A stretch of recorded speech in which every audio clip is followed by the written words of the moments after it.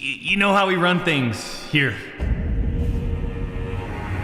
All right, right in front of your house. Come out and talk to me. I mean, I will pretty much say it. He harassed that girl. Die, you motherfucker! I hate myself, can you tell? By the hairline being drafted into Vietnam. I shit my bed mostly due to laziness. Bad start. Since 2018, I've been watching Doc with great interest due to my crippling anxiety and depression that I got from unrealistic standards that they have. By they, I mean parents that they have for studies and academics and other dog shit. They want me to be smarter than Biden. Holy. Look, if... For those of you who don't know, Doc or Dr. Disrespect or Guy Beam or the violence! He's the pinnacle of the streaming, the absolute peak specimen, the Teuton. He got caught sting a minor.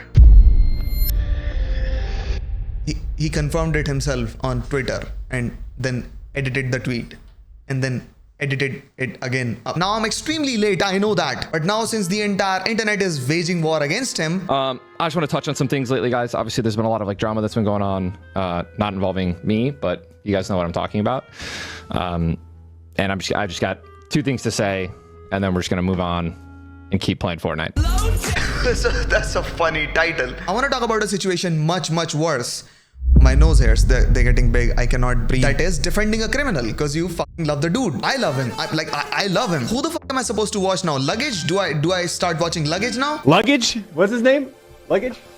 I love Ludwig. Don't get it mistaken. I just dude, his hairs are fucking insane. I just envy him a lot. This is not the first time that an internet sensation, a superstar practically, sent their entire lavish career into oblivion because they couldn't control their basic human instincts. I would say temptations. Did I just beat Millennia and show my dick on camera? I hope I didn't. Please. No, I didn't, right?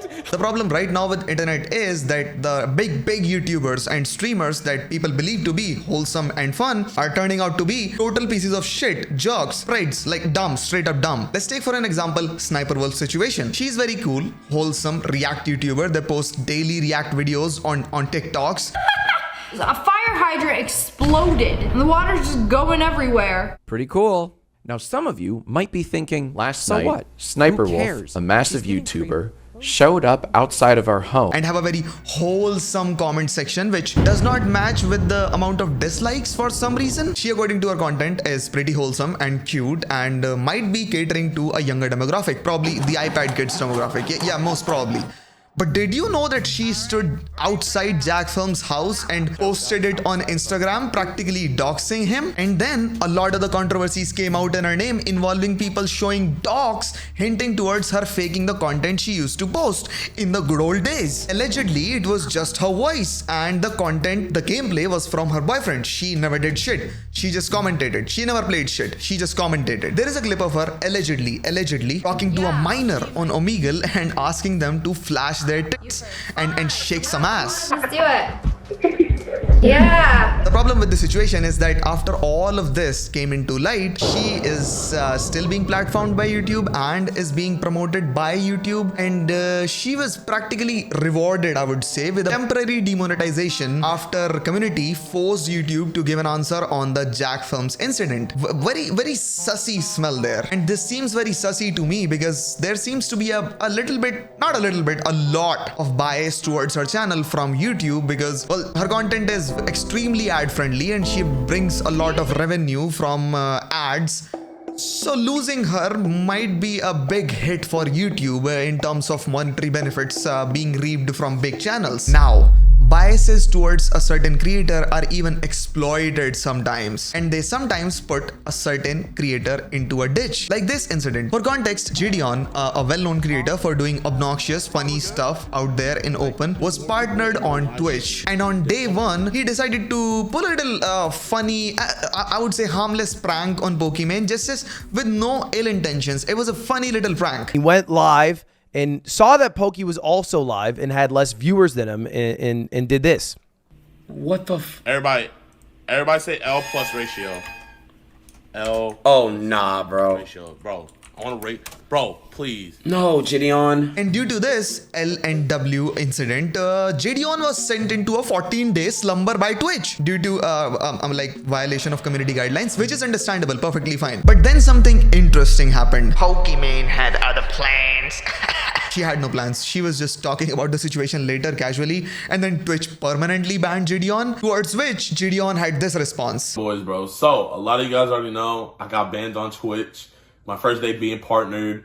If you don't know, go look it up real quick. It'll be really easy to find out why. But I'm not here to talk about why I got banned because I deserve to get banned. It is what it is. I broke TOS.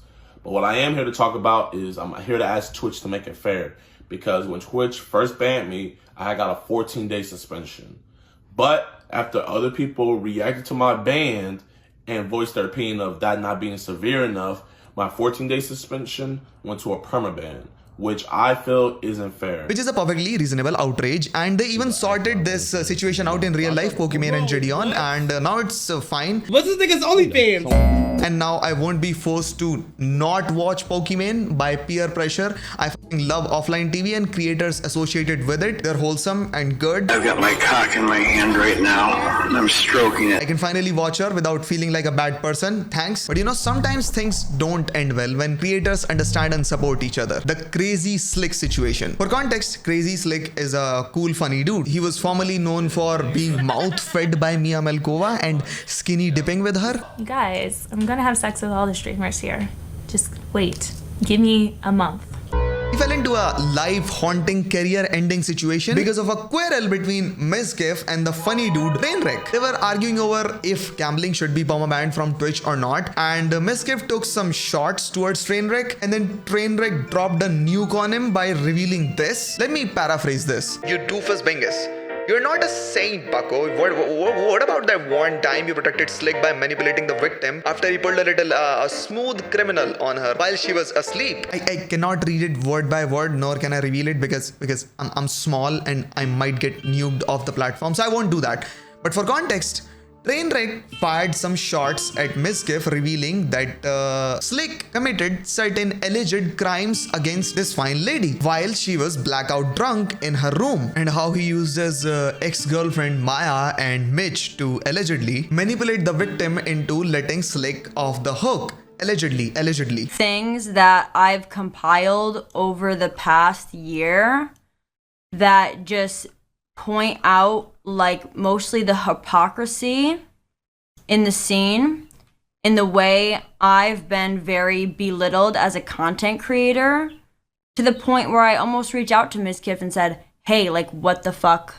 Like, what the hell? Like, everything that you promised, everything that you and Maya promised is not happening. And this situation coming from two major wholesome streamers can be a major shock for their possible younger demographic. What is this sexual assault case against you? How do you go from losing to Amin Mario 64 to literal fucking scumbag? I don't even know who to trust anymore. Oompa, can I trust him? Are you trustable? But then the dust started to settle. His association with Starforge brand was temporarily suspended, and it for some reason became a stale topic. CrazySlick totally went off grid, like completely disappeared for a couple of days, and like Miz was worried about him, extremely worried. Slick also hinted towards a lawsuit to prove his innocence, which is understandable and it should be done if you have your side of story to tell, if you're not a criminal. But the most biased outcome that came out of this incident was community outrage, because none of the streamers that were friends with Mizkif and Slick in the past discussed about this topic in brief on stream. It is one of the flaccid, half-ass response according to the community from Hassan and Pokimane. Are you going to send Maya and Mitch to railroad and blackmail like, dude, all those girls cover up the sexual assaults, you fucking Wait, what scumbag does it piece of mean shit? to You want to come at me and make railroad shit up? him? Then you better be sure you don't live in a glass house, you insecure pussy. I literally just read it. What does it mean to railroad him? I don't know. What the fuck? And then Miz, the funny dude, ended up saying this on stream. On a low scale, it's not really a big deal. I don't think people really gave a shit and really cared. I'm gonna turn this off if you're gonna be like this. I'll just turn it off. Oh no. Bro, I fucking love your streams, but god damn, how are you phrasing such heinous crime like it's a common Blizzard L? It's like something that happens every season. Like, show some intellectualism in this scenario. Say some good words like, listen, you know, I dislike sexual assault as much as the next guy. That's some bad stuff. Rape, boo, don't like it. Now, I am moving towards a conclusion from all of this, and the conclusion is that we don't know shit about any of the creators. They are not our friends. They've said this 100 times in the past as well. I'm your friends, guys. And you shouldn't emotionally attach yourself too much to a certain creator heavily because you don't know what they are in real life. It's an online persona that they show you on stream and in video. Let's take for an example XQC and Adept situation. Two of the most uncancelable and wholesome streamers so far that I personally love to watch never knew the kind of human Adept was. She was there involved in not one but multiple events hosted by them, including ShitCon. And now she's the biggest piece of dog shit, according to the community and people online that used to watch her and XQC. Do you remember Slicker, the funny mic dude from CS? 3-inch! Why? Bald! Why? 5'2"? Why? Yeah, he was captured scamming his friends and viewers for gambling money. I hope you don't hate me on this. It's so cringe, and I'm cringe for asking my brother, please do not hate me. My bank account got locked. This has happened for like 3-4 days. We can use example of Rich, Aiden, Schlatt. We can judge all of these creators with the same scale and we'll arrive at the same conclusion almost every single time. Asmon should never have taken a bath.